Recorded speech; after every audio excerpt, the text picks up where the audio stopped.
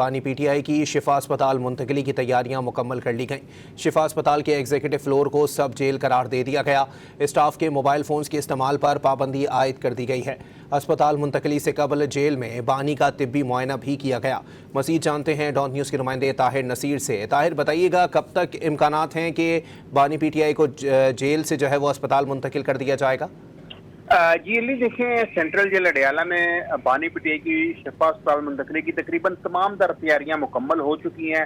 ذرائع یہ بتاتے ہیں کہ شفا اسپتال کے ایگزیکٹو فلور کو سب جیل قرار دے دیا گیا ہے، جبکہ جو جیل کا عملہ ہے وہ وہاں پہ تعینات کیا جائے گا۔ اس کے ساتھ ذرائع یہ بھی بتا رہے ہیں کہ اسپتال کا جو اسٹاف ہے ان کے موبائل فونز کے اوپر مکمل پابندی عائد کر دی گئی ہے، اور جیل ذرائع کا یہ بتانا ہے کہ اسپتال منتقلی سے قبل جیل میں بانی پی ٹی آئی کا طبی معائنہ کیا جا رہا ہے۔ طبی معائنہ اسپتال کے ڈاکٹر نے ذاتی طبی معالج کی نگرانی میں کیا ہے۔ ذرائع کا یہ بھی بتانا ہے کہ طبی معائنے کے دوران بانی پی ٹی آئی کی بہن جو ہے وہ بھی موجود تھی، اور اس کے ساتھ ساتھ ذرائع کا یہ بھی کہنا ہے کہ بانی پی ٹی آئی کی اسپتال منتقلی کے حوالے سے انتظامات کو حتمی شکل دے دی گئی ہے۔ بانی کی بہن ڈاکٹر عظمیٰ اور ذاتی مالک ڈاکٹر فیصل کو اڈیالہ جیل کے اندر جانے کی بھی اجازت ملی تھی۔